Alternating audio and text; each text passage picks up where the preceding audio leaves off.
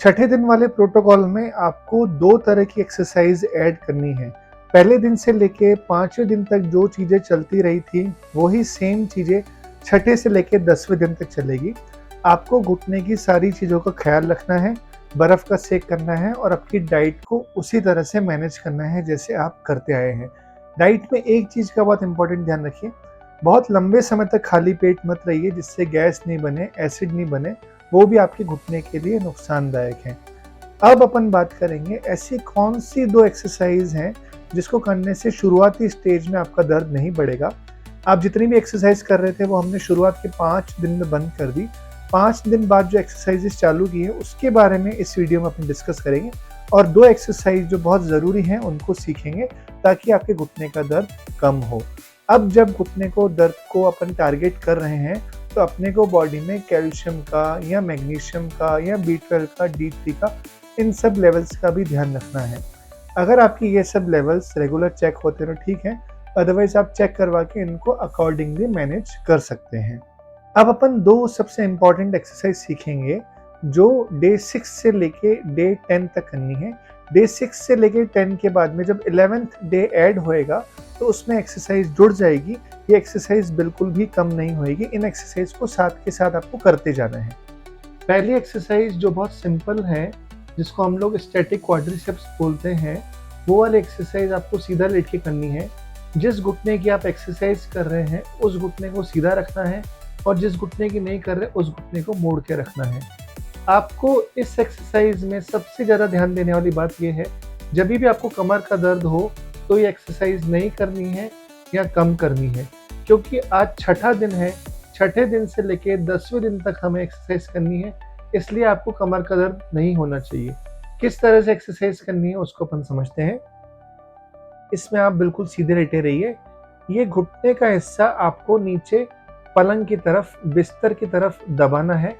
इसमें क्योंकि हम एडवांस एक्सरसाइज को मूव नहीं कर रहे हैं, किसी भी तरह का रोल, तकिया या बॉल्स्टर नहीं लगाना है, कोई सा भी रोल नहीं लगाना है। कुछ पेशेंट का घुटना टेढ़ा हो गया होगा तो उनका घुटना इतना ही रहेगा, कुछ का इतना ही रहेगा। ठीक है, कोई बात नहीं, आपका घुटना जितना रहता है आप उतना ही रखिए। आप पूरा इसको सीधा मत कीजिए, जितना आपसे सीधा हो पाए या जितना आपसे ईज़िली प्रेशर लग पाए। छठे से 10वें दिन में ये चीज़ बहुत ध्यान से रखनी है कि जितना ईज़िली प्रेशर लग पाए उतना ही देना है, उसके ऊपर बिल्कुल भी प्रेशर नहीं देना है। आप आपके घुटने वाले हिस्से को नीचे बेड की तरफ दबाएँगे और हल्का सा पंजा अपनी तरफ खींचेंगे और 10 तक रोकेंगे। 1, 2, 3, 4, 5, 6, 7, 8, 9, 10। फिर आप छोड़ देंगे। फिर वापस दबाएँगे। 1, 2, 3, 4, 5, 6, 7, 8, 9, 10। फिर छोड़ देंगे। फिर वापस दबाएँगे। 1, 2, 3, 4, 5, 6, 7, 8, 9, 10। फिर छोड़ देंगे। फिर वापस दबाएँगे। 1, 2, 3, 4, 5, 6, 7, 8, 9, 10। एक बार और। 1, 2, 3, 4, 5, 6, 7, 8, 9, 10। फिर छोड़ देंगे। अपन ने इसको 5 बार किया, उसके बाद ये पैर मोड़ देंगे और दूसरे पैर को सीधा करेंगे। ये पैर का मोड़ने की बहुत इम्पोर्टेंस है, इसलिए इस एक्सरसाइज में अपन दूसरे पैर को, जिससे नहीं कर रहे हैं, उसको मोड़ के ज़रूर रखेंगे। फिर इस घुटने को दबाएँगे, पंजा खींचेंगे। 1, 2, 3, 4, 5, 6, 7, 8, 9, 10। दबाएँगे। 1, 2, 3, 4, 5, 6, 7, 8, 9, 10। 1, 2, 3, 4, 5, 6, 7, 8, 9, 10।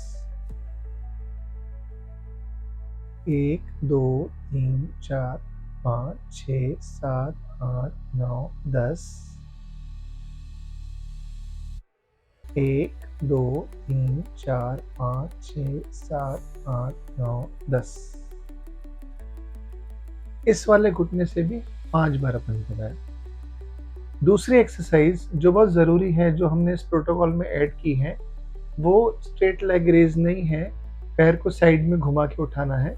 ये आप ध्यान दीजिएगा, आपका ये पैर मुड़ा हुआ रहेगा और इस पैर की अपन एक्सरसाइज कर रहे हैं। इस पैर को सीधा करके बाहर की तरफ मोड़ना है, इस पैर को सीधा करके बाहर की तरफ मोड़ना है और पैर को 30 डिग्री तक उठाना है, 30 डिग्री तक लगभग उठाना है। बहुत ज़्यादा ऊपर नहीं करना, आपको सिर्फ इसको 30 डिग्री तक उठाना है। 1, 2, 3, 4, 5। शुरुआत के 6 से 10 दिन में हम इसको सिर्फ 5 सेकंड उठाएंगे। इस चीज़ का बहुत विशेष रूप से ध्यान रखना है, आपको सिर्फ 5 सेकंड उठाना है। 10 सेकंड उठाने में हो सकता है आपको मसल्स में क्रैम्प चालू हो जाए। साइड में किया, उठाया, 1, 2, 3, 4, 5, 2, 1, 2, 3, 4, 5, 3, 1, 2, 3, 4, 5, 4, 1, 2, 3, 4, 5, 5। इसमें आपको आपके पंजे को रिलैक्स रखना है, पंजे को अपनी तरफ बिल्कुल भी नहीं खींचना। फिर इस पैर को मोड़ देना है और दूसरा पैर सीधा करना है। पैर को, पंजे को आउटवर्ड्स मूव करना है, पैर को यूं घुमाना है। ये इस एक्सरसाइज की बहुत अच्छी खास बात है कि अपन लोग क्वाड्रिसेप्स के अंदर की तरफ पहले वर्क स्टार्ट कर रहे हैं। यूं घुमाना है और पैर को उठाना है। 1, 2, 3, 4, 5, 1, 2, 3, 4, 5, 1, 2, 3, 4, 5, 1, 2, 3, 4, 5। एक और बार, 1, 2, 3, 4, 5।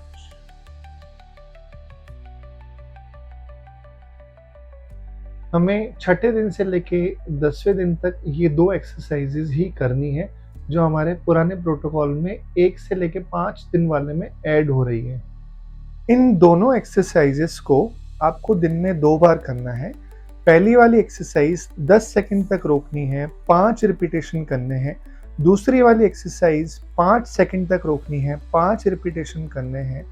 हमारी रिक्वेस्ट है, आप एक्सरसाइज में कितने भी प्रो क्यों नहीं हो, आप एक्सरसाइज कितनी भी अच्छी तरीके से कर रहे हो, पर फिर भी आप सारी एक्सरसाइजेस को स्टॉप करके इसी सीक्वेंस में चलिए, क्योंकि अपन घुटने को टारगेट कर रहे हैं।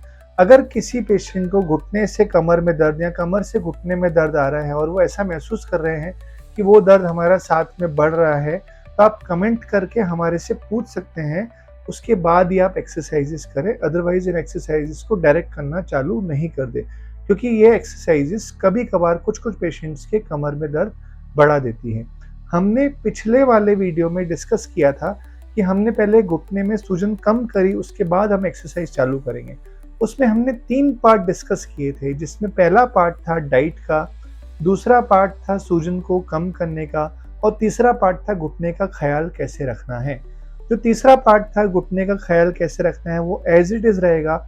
हमें ओकड़ू नहीं बैठना, आलती पालती नहीं बैठना, घुटने पे ज़्यादा स्ट्रेस नहीं देना और घुटने को टच नहीं करना, जिस जगह दर्द है उस जगह टच नहीं करना। डाइट में हमने अखरोट की बात की थी, और भी कई सारी चीज़ें हैं जो रूटीन डाइट में आपको चेंजेस करने हैं। बहुत लंबे समय तक खाली पेट नहीं रहना, उसके बारे में डिस्कस किया था। तीसरा जो पार्ट था, सबसे इम्पॉर्टेंट पार्ट, बर्फ़ का सेक, आइसिंग, घुटने की सूजन को कम करना। अगर आपको घुटने में सूजन शुरुआत के 5 दिन के बाद भी रह रही है या एक्सरसाइज से थोड़ी बहुत सूजन आ रही है, तो आप बर्फ़ का सेक कंटिन्यू कर सकते हैं। बर्फ़ का सेक 6 से 10 दिन तक बंद मत कीजिए। अब डाइट की बात आती है। इस वीडियो का दूसरा पार्ट है डाइट। हम लोग अखरोट भी ले रहे हैं, दूध, दही, पनीर, दूध से बनी हुई चीज़ें भी ले रहे हैं।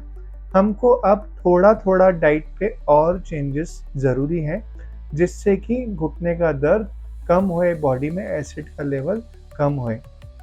अगर आप अखरोट जो ले रहे हैं या आप जो दूध की चीज़ें ले रहे हैं या आप जितनी भी होम रेमेडीज़ कर रहे हैं, उनमें से किसी एक टाइम कोई सी भी एक डाइट के जस्ट पहले 100 ग्राम सैलड्स, 100 ग्राम सलाद अगर आप ऐड कर दें, तो आपकी बॉडी में कुछ चेंजेस आप ऐसे फील करेंगे जो आपकी बॉडी के दर्द को कम कर रहे हैं, बॉडी के एंटी इन्फ्लामेटरी मैकेनिज्म को एक्टिवेट कर रहे हैं। आप कोई सी भी एक डाइट ले लीजिए, जिसके लगभग आधा घंटा या पौना घंटा पहले आप 100 ग्राम सलाद इंटेक करें। सलाद खाने के साथ में नहीं, ये बहुत इंपॉर्टेंट है। सलाद आपको खाने के साथ में नहीं लेनी है।